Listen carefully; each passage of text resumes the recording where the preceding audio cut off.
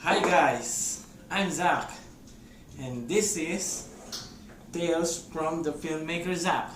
It's our pilot episode, so I hope you enjoy it. Kung mapapansin nyo, medyo katulad siya sa Tales from the Friendzone ni Tito Ramon Bautista. Well, nirequest talaga niya sa akin na gayahin ko daw siya. So, eto na yun. Let's start. Babasahin natin yung liham ni Mr. Javi Guarin. Isa po akong gwapong bata mula sa isang office sa Makati. Ang istorya ko po ay tungkol sa multimedia presentation. Meron kasi akong crush sa office namin. Itatago na lang natin sa pangalang Violet. Bali, nagkaroon po ng paligsahan sa office namin about sa multimedia presentation. At ang sabi sa akin ni Violet, kapag nanalo daw ako sa paligsahan, sasagutin niya na ako. Diba? Ngunit, sa kasamaang palad, ako ay natalo. Kaya, ang ginawa ko, humingi ako ng pangalawa pang tsansa sa kanya. At ang sabi niya, o sige, last mo na to kapag natalo ka pa, wala na talaga.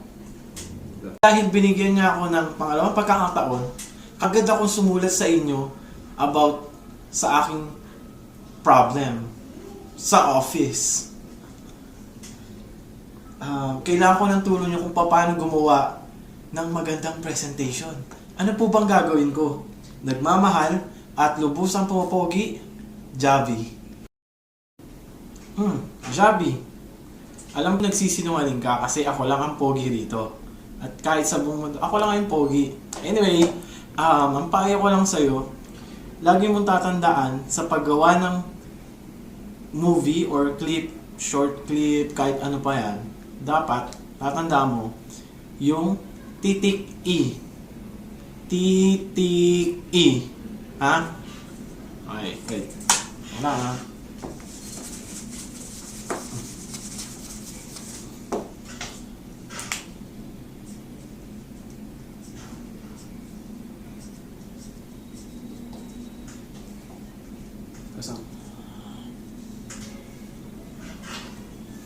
Tagal nito. Sige.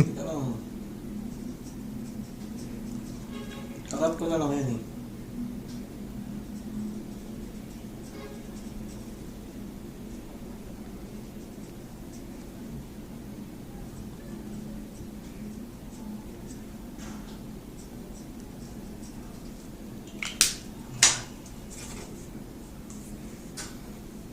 Ayan. So, titik E.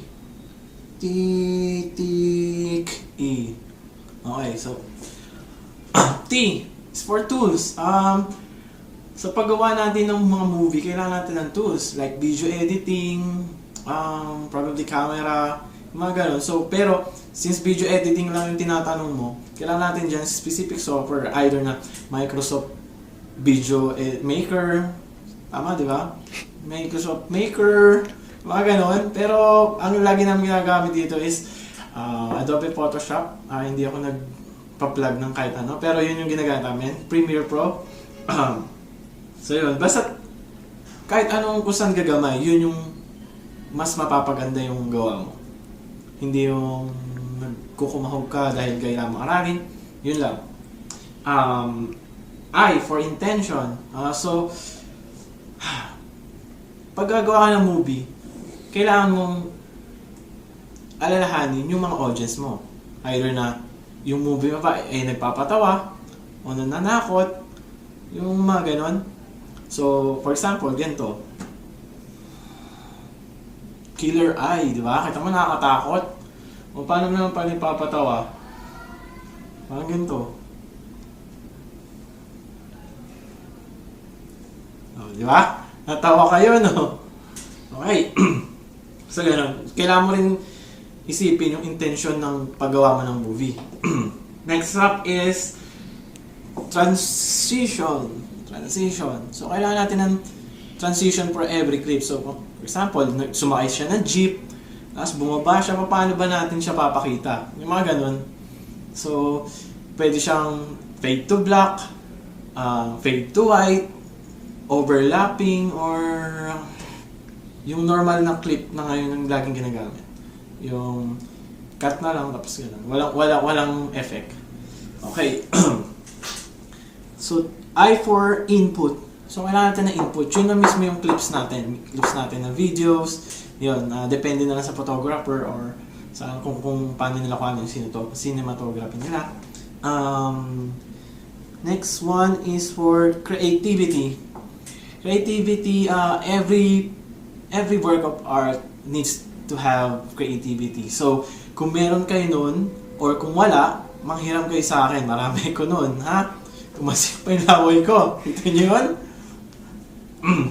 Okay, lastly is for effects. Gaya nito.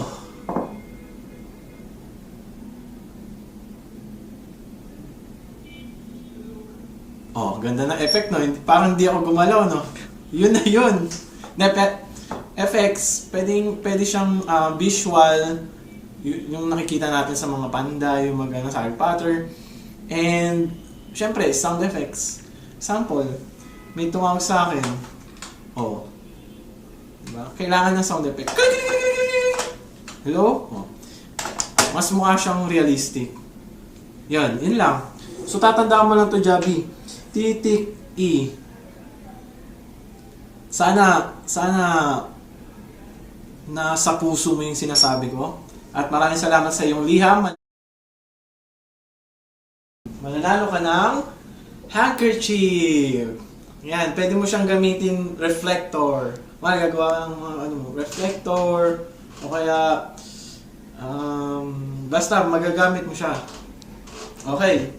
So, sumulat lang kayo, formspring.me/Zach. Kapag napili yung liham nyo, mananalo rin kayo ng handkerchief. Okay. Bago natin tapusin itong programa, iwan ko kayo ng isang kataga. There is more to filmmaking than love making. See you around.